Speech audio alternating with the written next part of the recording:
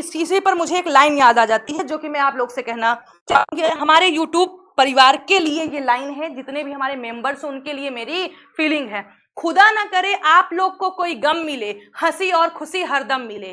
फिर से सुनिएगा, खुदा ना करे आप लोगों को, मतलब मेरे यूट्यूब फैमिली मेंबर्स को, खुदा ना करे आप लोग को कोई गम मिले, हंसी और खुशी हरदम मिले। जब भी कोई गम बढ़े आप लोगों की ओर, जब भी कोई गम बढ़े आप लोगों की ओर, खुदा करे उसे रास्ते में खड़े हम मिले, खुदा करे उसे रास्ते में खड़े हम मिले, इतना चाहते हैं आप लोगों को। तो चलिए आज की इस क्लास को यहीं पर में, so this is Shivani from startup English classes. Very very good afternoon to all of you. कैसे हैं आप सभी लोग? आई होप आप सभी लोग अच्छे होंगे, स्वस्थ होंगे, मस्त होंगे और बिल्कुल झक्कास होंगे। सो गाइज, आज है हमारा डे 2। आई होप डे 1 आपने वॉच किया होगा, कोई भी डाउट आपको नहीं होगा। तो हमने एक बिल्कुल बेसिक से स्टार्ट किया है, बिल्कुल जीरो से स्टार्ट किया है। तो हमारे इंग्लिश का जो बेसिक स्ट्रक्चर होता है, यूनिवर्सल स्ट्रक्चर होता है, उस पर हम प्रीवियस वीडियो में डिस्कस कर चुके हैं। हमारा स्ट्रक्चर होता है subject plus verb plus object. फिर हमने सब्जेक्ट वर्ब ऑब्जेक्ट की डिफिनीशन देखी और बहुत बेहतरीन तरीके से हमने प्रीवियस वीडियो में उन टॉपिक्स को कवर किया। तो आज हम पढ़ने वाले हैं, जैसे कि मैंने आपको प्रीवियस वीडियो में भी बताया था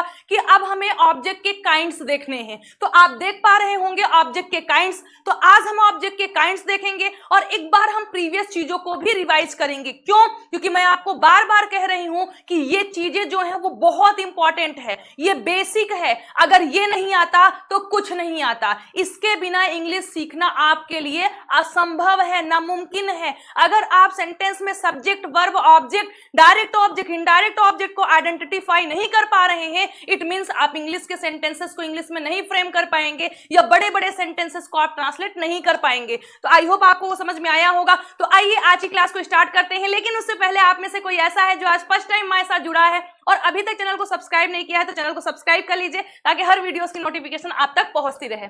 तो गाइज आइए देखते हैं। सबसे पहले लास्ट टाइम हमने देखा था कि ऑब्जेक्ट, ऑब्जेक्ट की हिंदी होती है कर्म। क्या होती है? कर्म। ऑब्जेक्ट क्या होता है? जिस पर प्रभाव पड़े, यानी कर्ता या सब्जेक्ट जो होता है वो जिस काम को करता है, उस काम को करने का असर जिस पर पड़ता है, प्रभाव जिस पर पड़ता है, उसे ही हम ऑब्जेक्ट कहते हैं। मैंने आपको बहुत इजी शब्दों में बताया था कि जैसे मैं आपको पढ़ा रही हूं तो मैं काम कर रही हूं तो मैं सब्जेक्ट हूं, पढ़ाना वर्ब है क्योंकि मैं इस एक्शन को कर रही हूं तो ये हमारी वर्ब हो गई।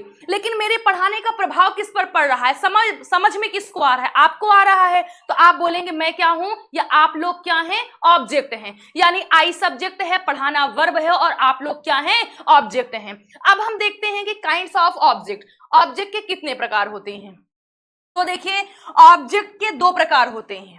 ऑब्जेक्ट के दो प्रकार होते हैं। पहला होता है आपका डायरेक्ट ऑब्जेक्ट और दूसरा होता है इनडायरेक्ट ऑब्जेक्ट। डायरेक्ट ऑब्जेक्ट और इनडायरेक्ट ऑब्जेक्ट ये हम क्यों पढ़ रहे हैं? क्योंकि ये भी हमारे लिए इंपॉर्टेंट है। अब डायरेक्ट ऑब्जेक्ट का मतलब होता है गाइज, डायरेक्ट ऑब्जेक्ट की हिंदी होती है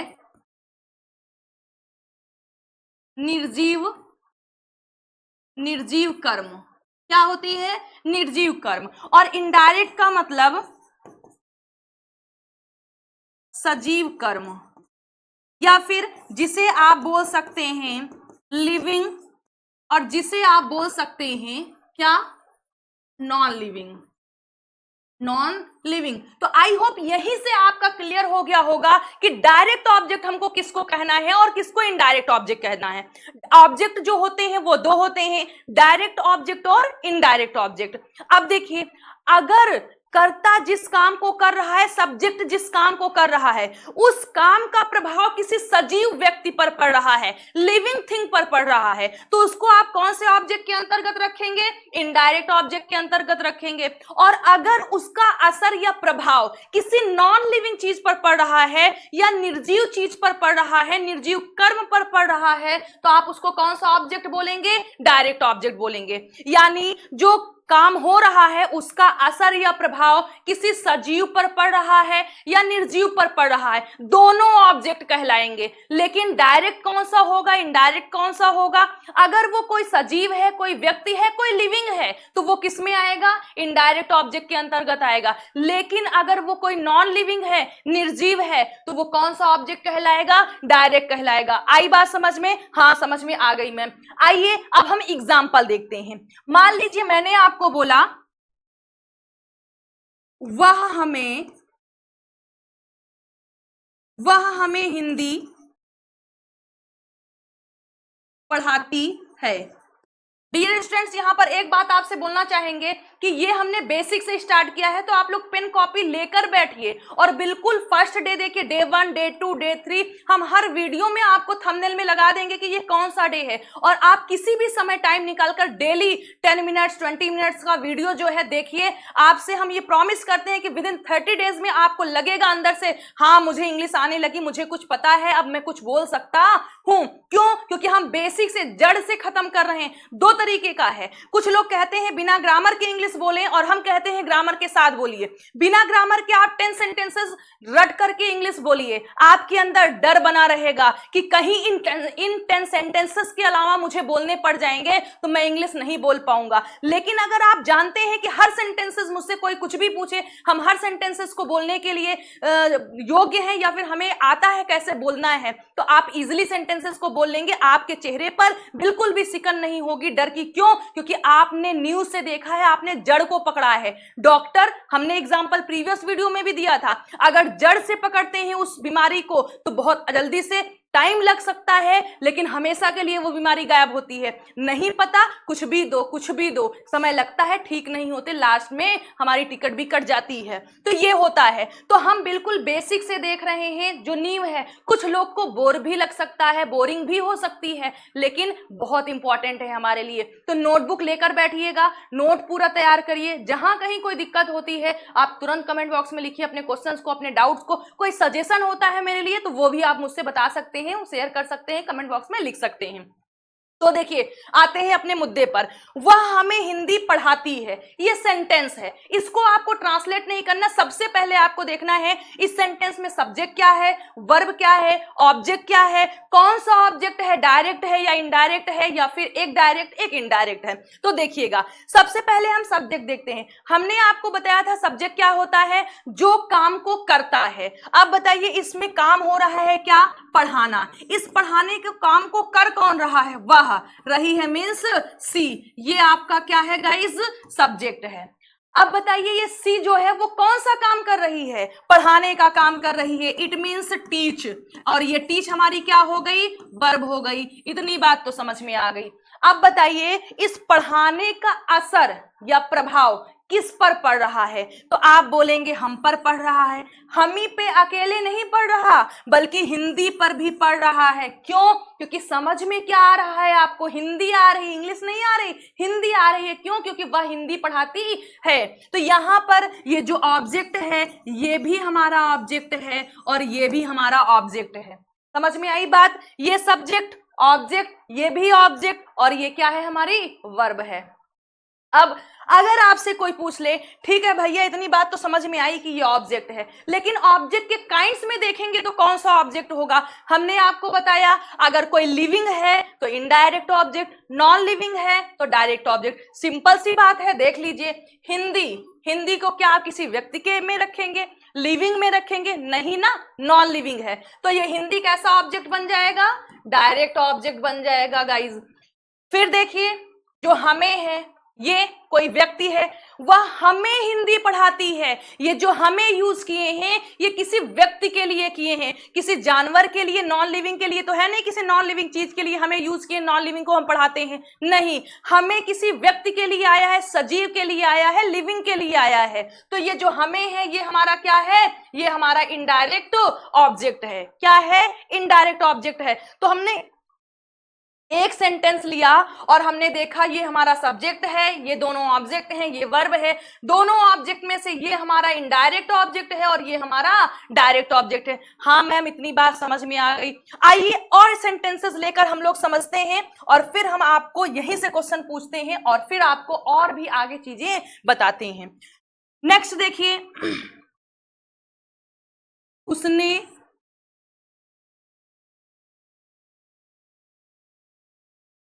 मुझे एक पेन दी। ठीक, सेंटेंस आपके सामने है, उसने मुझे एक पेन दी। देना एक काम है ना, तो ये देना आपका क्या हो जाएगा, वर्ब हो जाएगा। ठीक, इस काम को कर कौन रहा है, कौन कर रहा है, उसने, ये हमारा क्या है, सब्जेक्ट है। समझ में आ गया मैम। अब देने का प्रभाव किस पर पड़ रहा है गाइज, मुझ पर पड़ रहा है। और मुझ पर कैसा पड़ रहा है, मुझे क्या मिल रहा है, पेन मिल रही है। तो ये पेन भी हमारा क्या है, ऑब्जेक्ट है। ऑब्जेक्ट ये भी है और ऑब्जेक्ट ये भी है। इट मीन्स हमारे सेंटेंस में दो ऑब्जेक्ट आए हुए हैं। अब कोई पूछे काइंड्स में, तो आई होप आपने मन में सोच लिया होगा कि कौन सा डायरेक्ट होगा और कौन सा इनडायरेक्ट होगा। तो ये मुझे है, ये आपका इनडायरेक्ट ऑब्जेक्ट हो जाएगा और ये जो पेन है ये आपका डायरेक्ट ऑब्जेक्ट हो जाएगा। क्यों, क्योंकि ये नॉन लिविंग है और ये आपका लिविंग है, या ये व्यक्ति है और ये कोई वस्तु है, या फिर नॉन लिविंग है, निर्जीव है जिसे आप कहते हैं।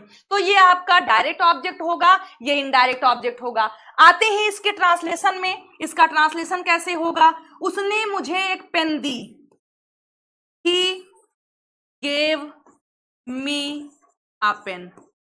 ठीक, समझ में आ गया। अब आपके मन में एक क्वेश्चन उठ रहा होगा, बोलिए मैम कौन सा, बताते हैं। आपके माइंड में, सबके नहीं लेकिन कुछ एक आध दो लोग होंगे जिनके माइंड में ये बात आ रही होगी, मैम आपने बोला ये भी ऑब्जेक्ट है और ये भी ऑब्जेक्ट है, दोनों ऑब्जेक्ट हैं। हाँ सही है, ये भी बात सही है।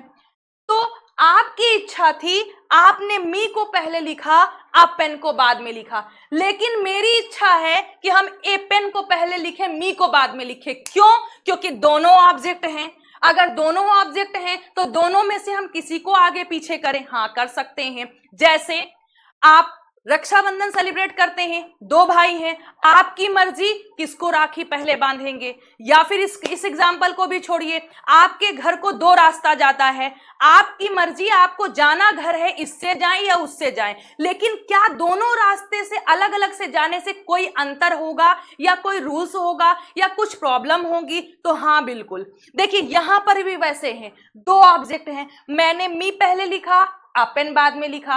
आप कह रहे हैं आप पेन पहले लिखिए, मी बाद में लिखिए, तो क्या हम लिख सकते हैं, तो हाँ बिल्कुल लिख सकते हैं। लेकिन एक रूल्स है, उसे माइंड में रखते हुए। कौन सा रूल है, सुनिएगा। अगर हमारे सेंटेंस में दो ऑब्जेक्ट आते हैं, कितने आते हैं, दो। अगर हमारे सेंटेंस में दो ऑब्जेक्ट आते हैं और उनमें से एक डायरेक्ट हो और एक इनडायरेक्ट हो, ध्यान से सुनिएगा, यही मेन पॉइंट है। एक डायरेक्ट हो, एक इनडायरेक्ट, मतलब एक डायरेक्ट यानी एक लिविंग हो और एक नॉन लिविंग हो। दोनों लिविंग नहीं, दोनों नॉन लिविंग से हमें मतलब नहीं है, दो हो, एक लिविंग हो, एक नॉन लिविंग हो, एक कोई सजीव हो और एक निर्जीव हो। तब हम डायरेक्ट को पहले, इनडायरेक्ट को बाद में लिख सकते हैं, या इनडायरेक्ट को पहले, डायरेक्ट को बाद में लिख सकते हैं अपनी मर्जी के अकॉर्डिंग।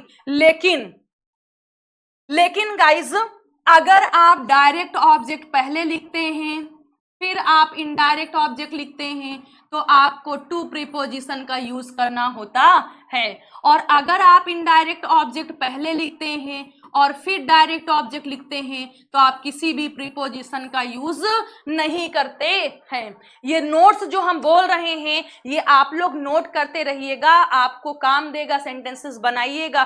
क्यों, क्योंकि हम बोलकर इस तरीके से लिख के समझा रहे हैं, तो आप नोट करते रहिएगा। फिर से सुनिए, हम रिपीट कर रहे हैं। अगर हमारे सेंटेंस में दो ऑब्जेक्ट हो, एक डायरेक्ट हो और एक इनडायरेक्ट हो, तो हम डायरेक्ट को पहले, इनडायरेक्ट को बाद में, इनडायरेक्ट को पहले, डायरेक्ट को बाद में लिख सकते हैं। लेकिन अगर हम डायरेक्ट ऑब्जेक्ट पहले लिखेंगे, इनडायरेक्ट बाद में, मतलब निर्जीव पहले, सजीव बाद में, तो टू प्रीपोजिशन से जोड़ना पड़ेगा। किससे, टू टू प्रीपोजिशन से। लेकिन अगर हम इनडायरेक्ट ऑब्जेक्ट पहले लिख रहे हैं और डायरेक्ट ऑब्जेक्ट बाद में लिख रहे हैं तो किसी भी प्रीपोजिशन का यूज हमें नहीं करना है। देखिए, आपकी इच्छा थी इसको लिखने की, आइए आपकी इच्छा तमन्ना पूरी कर देते हैं। इसी को हम और क्या लिख सकते हैं, ही गेव, अम्मी ना लिखकर क्या लिखेंगे, ही गेव अ पेन। क्या करना है आपको, टू मी लिखना है। ये भी सही और ये भी सही हो गया आपका। देखिए, मी इनडायरेक्ट ऑब्जेक्ट है, अपेन डायरेक्ट ऑब्जेक्ट है।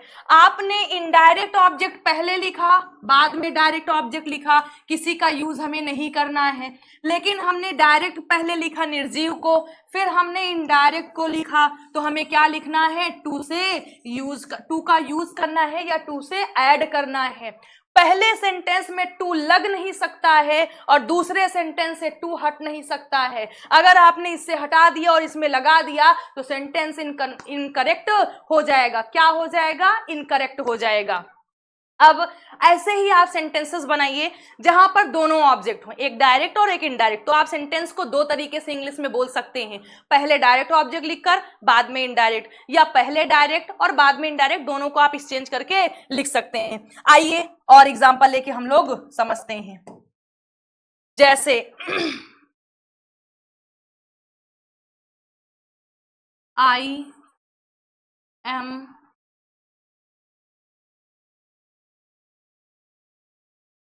Teaching him English. ठीक ठीक, या फिर इसी को आप बोल सकते हैं, I am teaching English to him. क्या होगा, टू हिम। तो आई होप आपको समझ में आ गया होगा कि कैसे डायरेक्ट इनडायरेक्ट ऑब्जेक्ट को यूज करना है, कैसे हमें आइडेंटिफाई करना है कौन सा डायरेक्ट है या कौन सा इनडायरेक्ट है। आइए एक बार फिर से हम सारी चीजों को डिटेल से रिवाइज कर लेते हैं। अगर कोई आज हमारे साथ जुड़ा है तो आप परेशान मत होइए, फर्स्ट डे का भी हम कवर कर दे रहे हैं। तो गाइज, सबसे पहले आपको ये समझना है, subject plus verb plus object. Subject हमने आपको बताया था कि जो काम करता है, जो व्यक्ति काम कर रहा होता है, उसे सब्जेक्ट कहते हैं। आप पहचान लेते हैं, आसानी से रिकॉग्नाइज कर लेते हैं अपने सेंटेंस में।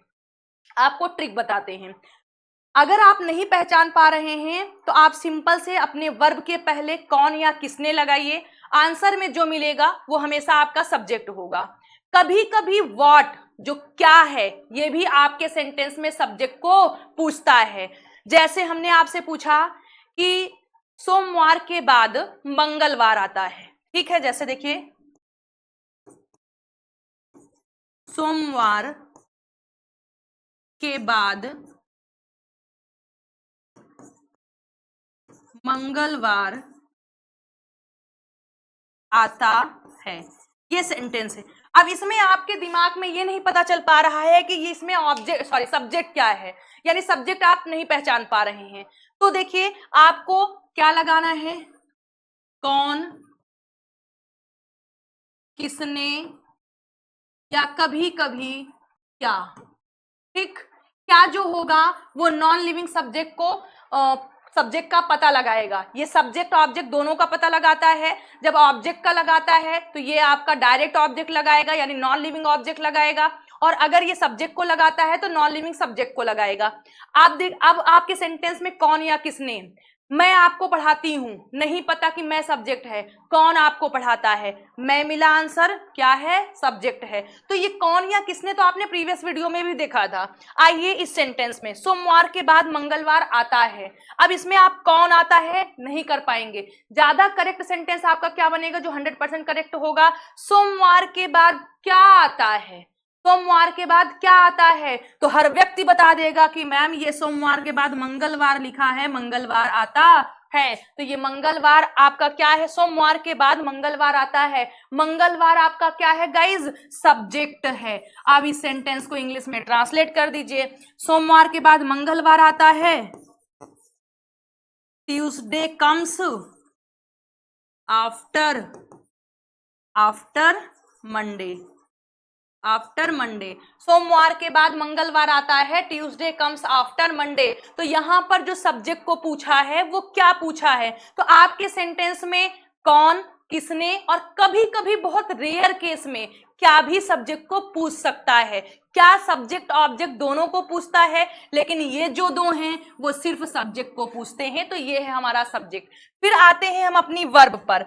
वर्ब क्या होता है, तो आप जो काम हो रहा होता है, हमारे सेंटेंस में जो काम हो रहा होता है उसे ही हम वर्ब कहते हैं। वर्ब जो होंगी उनके लास्ट में नानी ने आता है, जैसे आना जाना, खाना पीना, सोना उठना, बैठना, पढ़ना लिखना, नाचना गाना, रोना पीटना, ये क्या है, सब में ना ना ना ना ना आ रहा है ना, तो ये क्या है, हमारी वर्ब्स हैं, एक्शन वर्ब्स हैं। कभी कभी स्टेट वर्ब्स भी हमारी आ जाती हैं जो किसी स्थिति को बताती हैं या किसी सिचुएशन को बताती हैं, जैसे हमने बोला कि आई एम एट होम, तो ये हमारी क्या है, एम वर्ब है। अब आप बोले मैम इसमें तो कोई एक्शन हो ही नहीं रहा है, तो हाँ जी बिल्कुल नहीं हो रहा है, इसमें कोई एक्शन नहीं हो रहा है, ये स्टेट वर्ब है, एक स्थिति को बता रही है, एक सिचुएशन को बता रही है।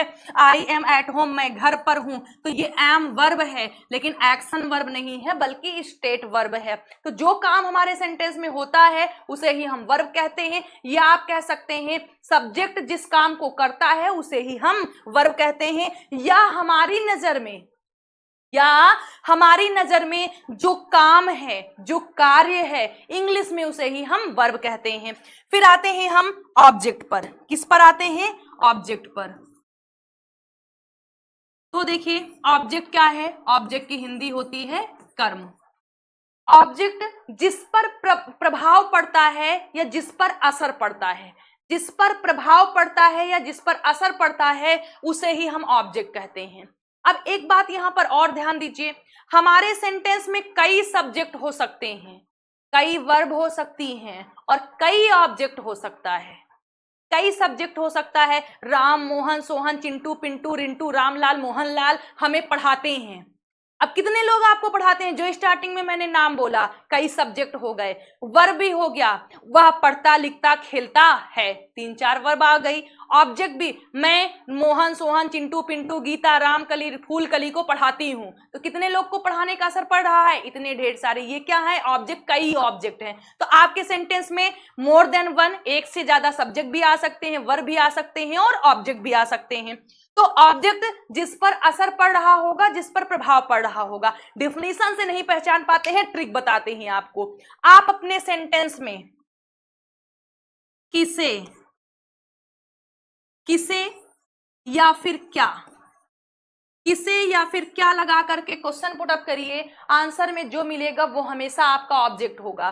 जो क्या का आंसर मिलेगा वो हमेशा डायरेक्ट ऑब्जेक्ट होगा। कौन सा ऑब्जेक्ट होगा गाइस, डायरेक्ट ऑब्जेक्ट होगा, नॉन लिविंग होगा।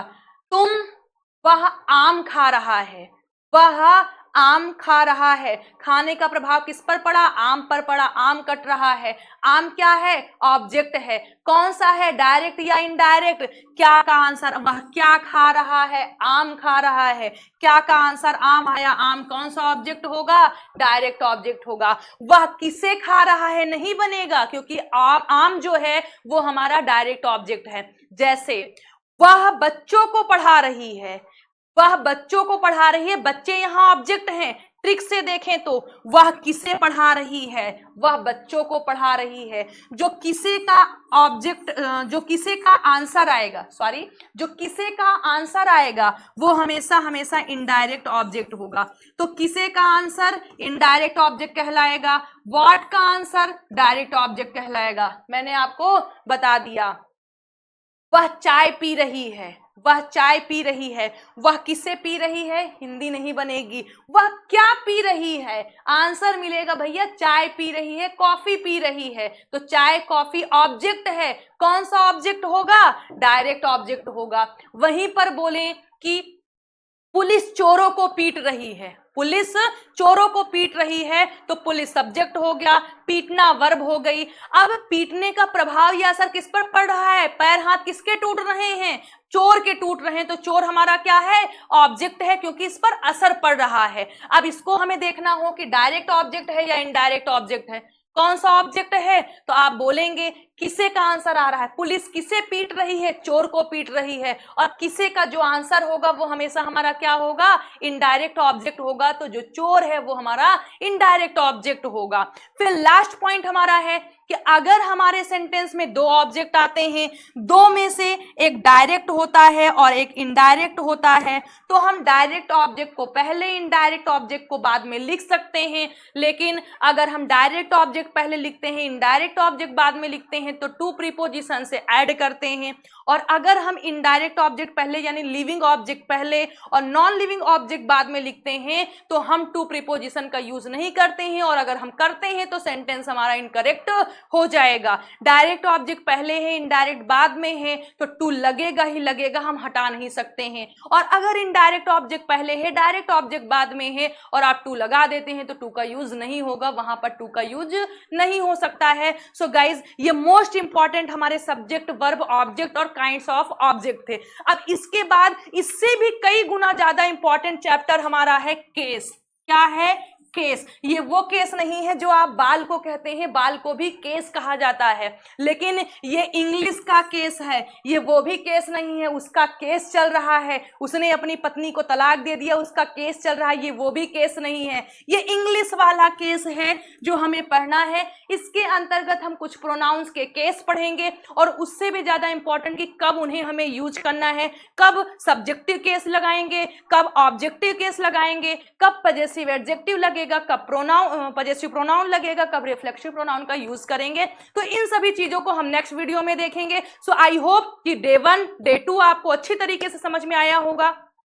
और गाइज, अगर वीडियो पसंद आया है तो वीडियो को लाइक करिए, चैनल को सब्सक्राइब करिए, और फटाफट अपने फ्रेंड सर्कल में शेयर कर दीजिए। अगर आपको कहीं पर कोई दिक्कत परेशानी होती है, तुरंत कमेंट बॉक्स में लिखकर पूछिए। और अगर आप जानते हैं कि हमारा कोई एजुकेशनल ग्रुप है, हमारे फ्रेंड्स हैं, उनके लिए ये वीडियो हेल्पफुल हो सकता है, तो उनके पास भी आप शेयर कर दीजिए। और अगर ऐसे ही इंटरेस्टिंग वीडियोस आपको और चाहिए तो कमेंट बॉक्स में लिखिए दिल मांगे मोर। और गाइज, अगर चैनल पे नए होंगे तो चैनल को सब्सक्राइब जरूर कर लीजिएगा, क्योंकि बहुत मेहनत लगती है ताकि मुझे मोटिवेशन मिलता रहे और हम अपनी जर्नी को कंटिन्यू करें, आप भी इंजॉय करें और हम भी इंजॉय करें। कुछ नहीं मांगते आपसे, सिर्फ एक लाइक, और अगर सब्सक्राइब नहीं है तो सब्सक्राइब कर लीजिएगा, बाकी कुछ नहीं चाहिए आपसे। आप लोग पढ़ते रहिए, जीवन में आगे जाइए, खुश रहिए। हमारी दुआएं हमेशा आपके साथ है। मैं तो साथ नहीं हूं आपके साथ में, लेकिन मेरी दुआएं हमेशा आप लोग के साथ हैं कि जितने भी हमारे यूट्यूब फैमिली मेंबर्स हैं वो हमेशा खुश रहें, उनसे पहले मुझे दुख आ जाए। अब देखिए, इस चीज़ पर मुझे एक लाइन याद आ जाती है जो कि मैं आप लोग से कहना चाहूंगी। हमारे यूट्यूब परिवार के लिए ये लाइन है, जितने भी हमारे मेंबर्स हैं उनके लिए मेरी